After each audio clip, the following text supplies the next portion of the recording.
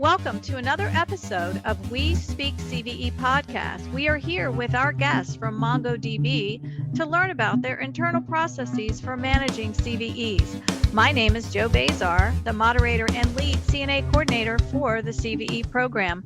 So let's get started. The first question we have today for our MongoDB team is, what does your company do and what industry do you cover? Thanks, Joe. So I'm Lena Smart. I'm the Chief Information Security Officer at MongoDB. And what a great question. So MongoDB is the leading modern general purpose data platform. And so what does that mean? Well, we offer a better way to work with data for developers. Organizations in every industry depend on software and applications for that competitive edge. And data, we believe, is the lifeblood of every application, and every application needs a database. MongoDB's document data model allows developers to work with data the way they visualize code in their mind, instead of the old-fashioned way of sorting it into rows and tables and joining it all together. And there's a unified experience to run MongoDB anywhere, and it's the same experience whether from your laptop, or the cloud, or a hybrid cross-cloud deployment. It's the most popular modern database globally. Stack Overflow has voted as most wanted database by developers the last 4 years. We've had over 130 million downloads of community server worldwide, including 55 million in the last 12 months alone. And we have over 22,000 customers. Great, thank you, Lena. So as you know, MongoDB has gone through phenomenal growth in the past month. You have many products.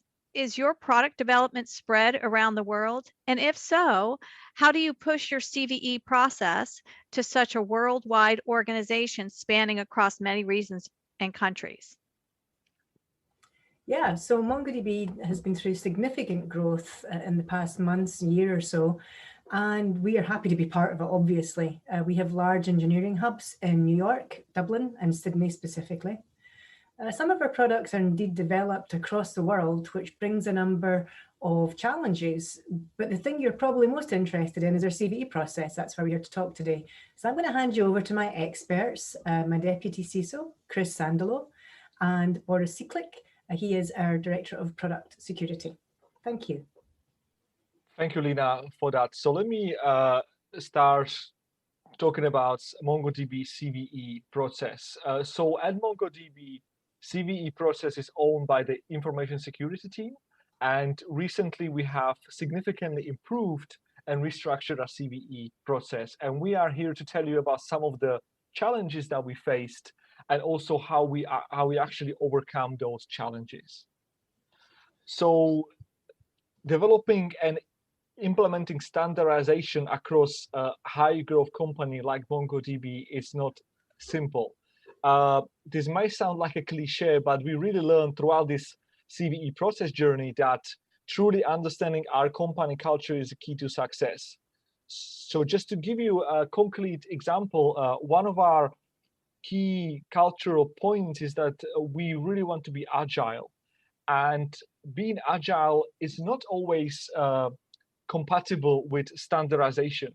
So this actually means that some of our products may follow slightly different development processes, which can create a number of practical issues.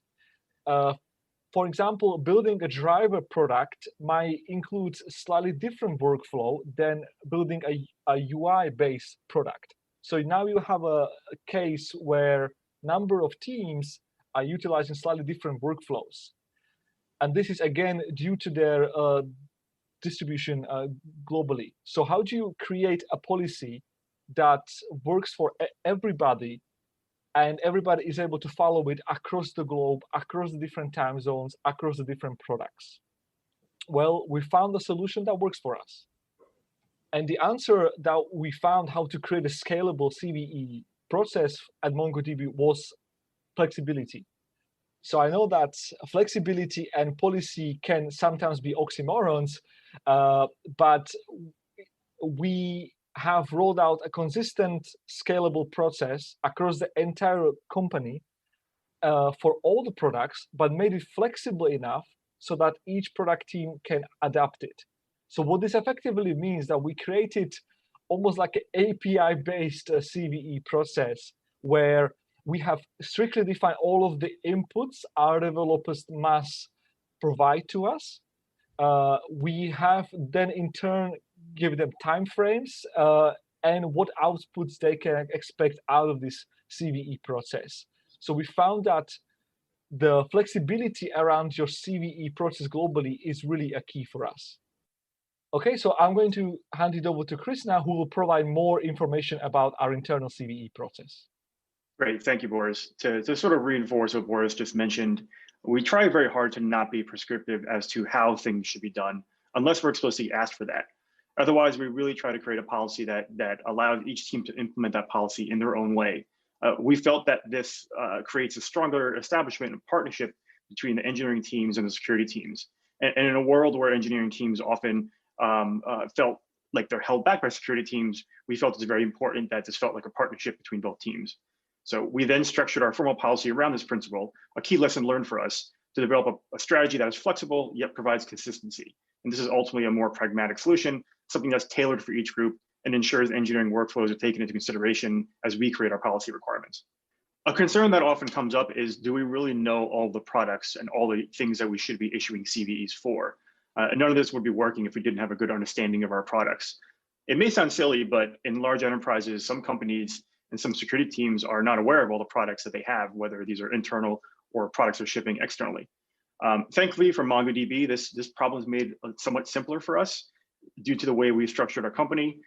We have a chief product officer, and within that organization, we have a very mature product management organization. And we've created relationships between our security organization and this product management function in order to ensure that we're aware of all the products and we can work with them to mature the processes around vulnerability management and CVE. Thank you, Chris. Can you tell us a little bit more about the education efforts for your employees? Yeah, sure. So obviously, having a policy may not always be enough.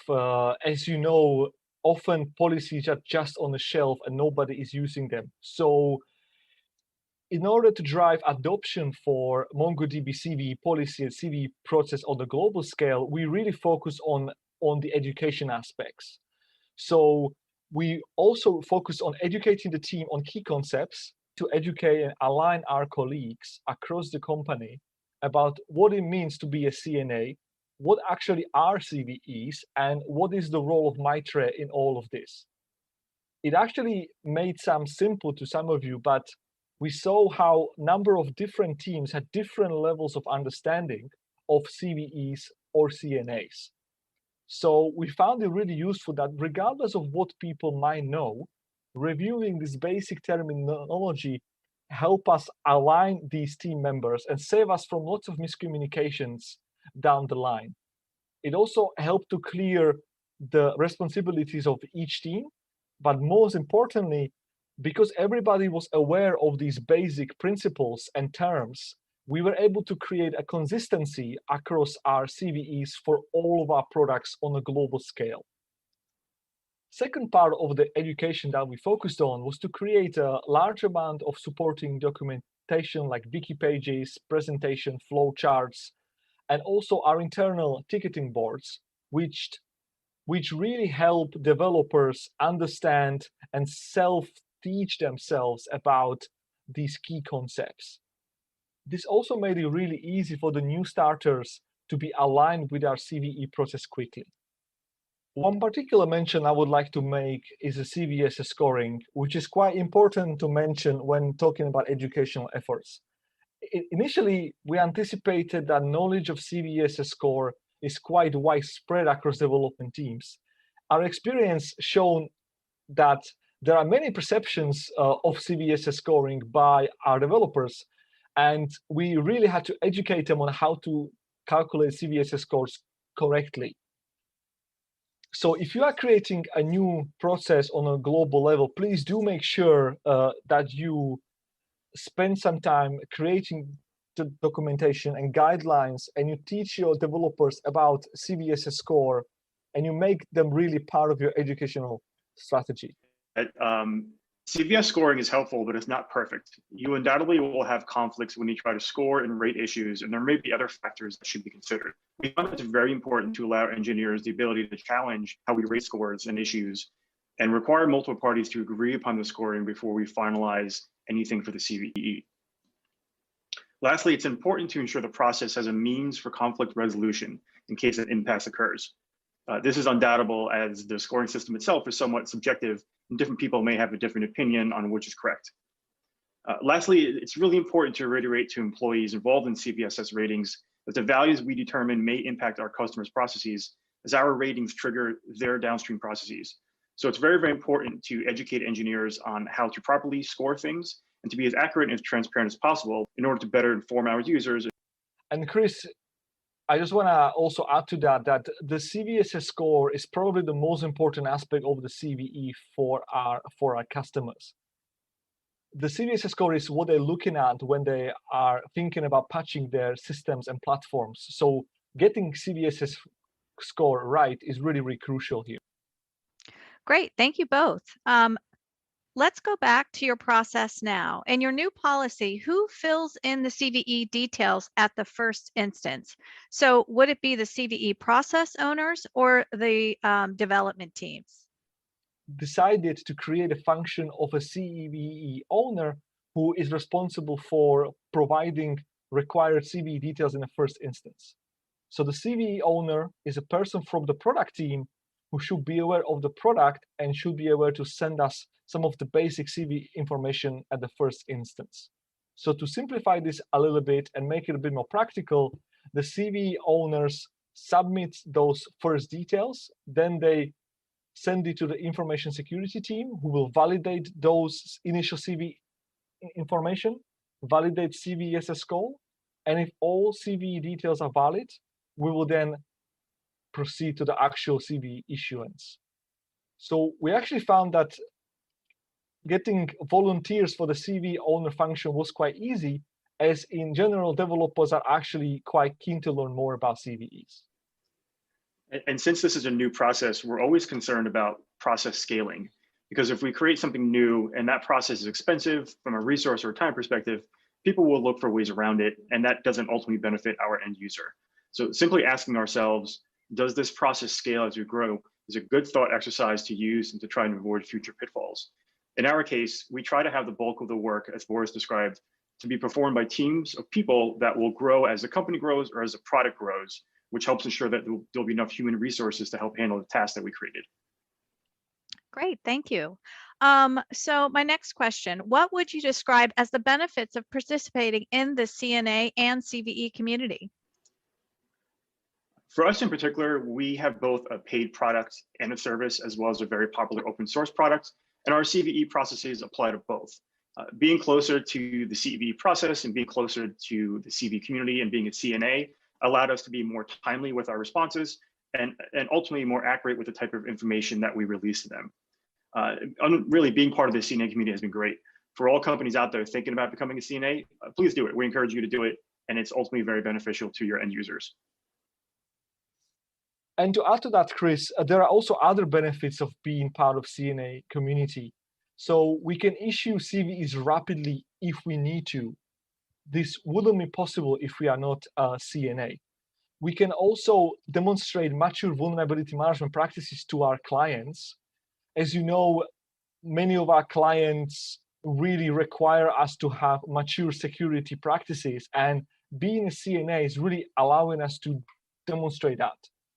Also, being a CNA and issuing CVEs as such gives us and our customers common language that we can all refer to.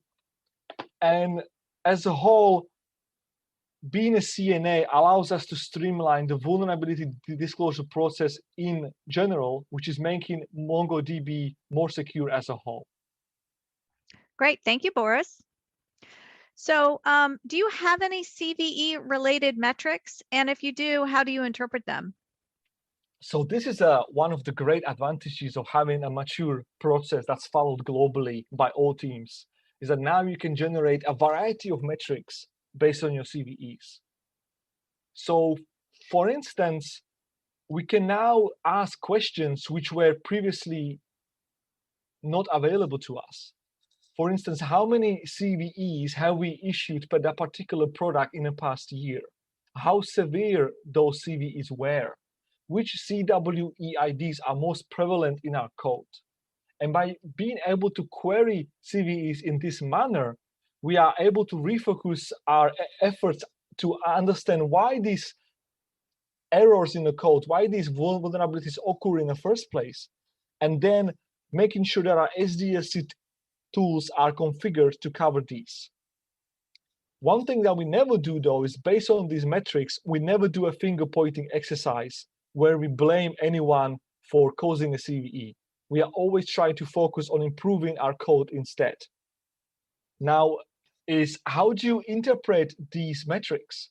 So if one product has 20 CVEs per year and another product has 2 CVEs per year, does it mean that the latter is more secure?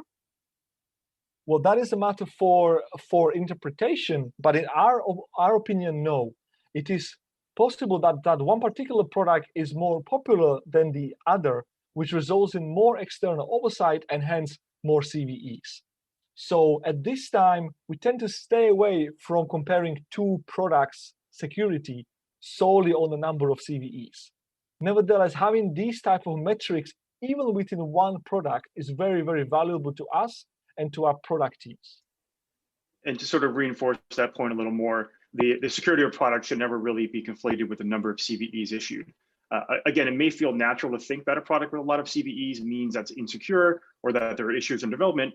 However, the truth is that consistent issuance of CVEs, in fact, shows process maturity and process consistency, which highlights an organization's investment in security and protecting their users. We felt that it's important to perform internal education around this concept. That is, being upfront and transparent about vulnerabilities is a security net benefit and shouldn't be interpreted as sort of marketing stain. This is important to educate internal stakeholders on so that we avoid internal issues when we try to issue CVEs and try to issue vulnerability information. Great, thank you, Chris.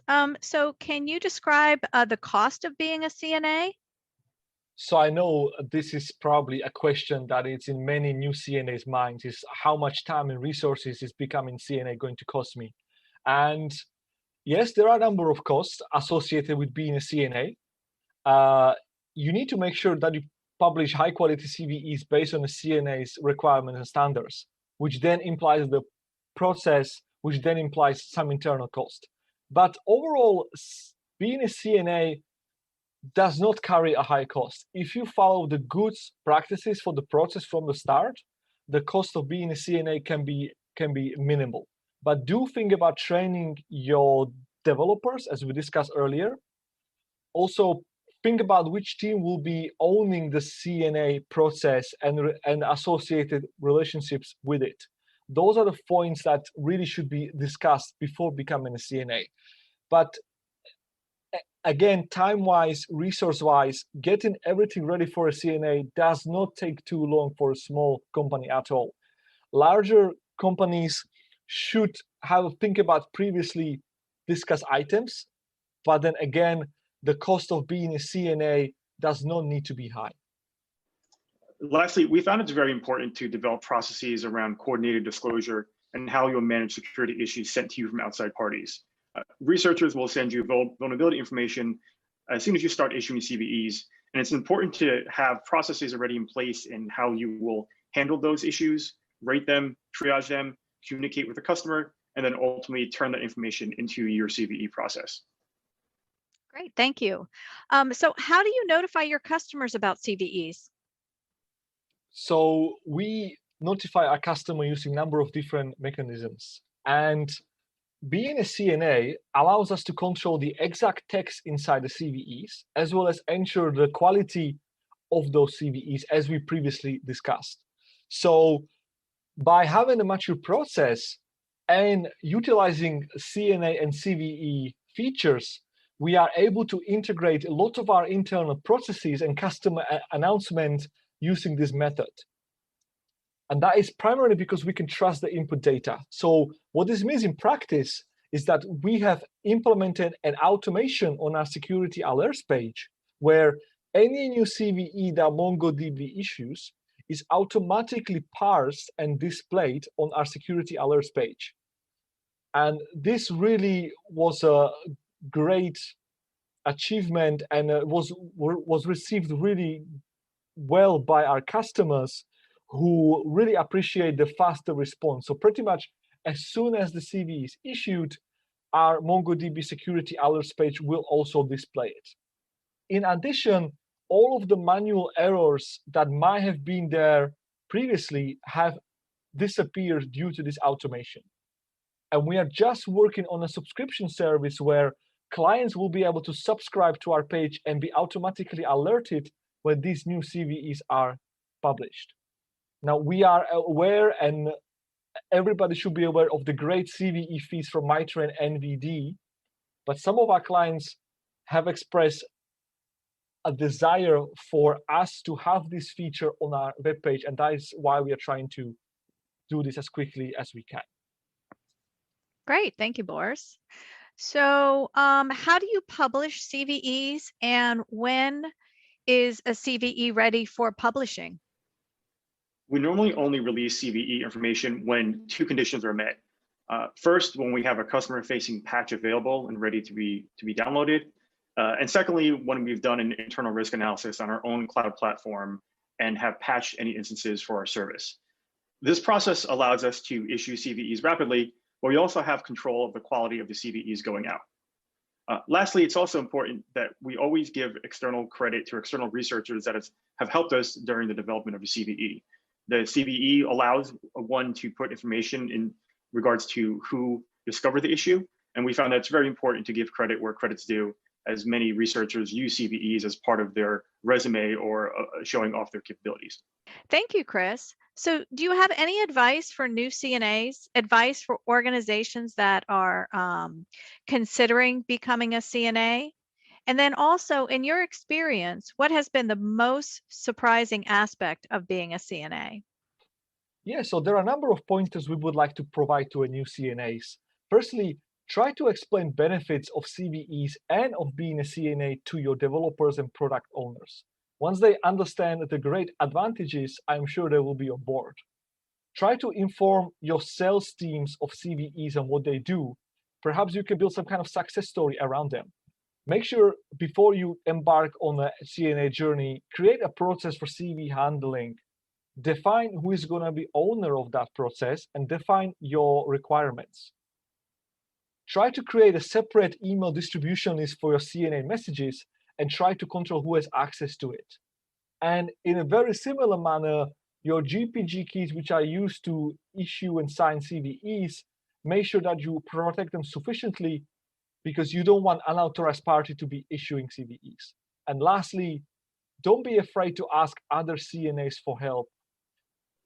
Just to add on to that, Boris, it's important to be aware that external researchers will contact you, and this will increase over time. So it's really important to establish a process for coordinated disclosure and be open to accepting external bugs. In establishment of those processes, make sure to involve all stakeholders, make sure you obtain legal and product manager approval about how you will work with external researchers. And lastly, determine timelines and how you may potentially want to reward those external security researchers. Great. Thank you guys so much for attending and participating in this podcast. Thank you to Chris, Boris, and Lena. Thank you for joining us today on the We Speak CVE podcast, which is available for free on Buzzsprout and the CVE website. If you'd like to participate or suggest a topic, please contact us on the CVE website.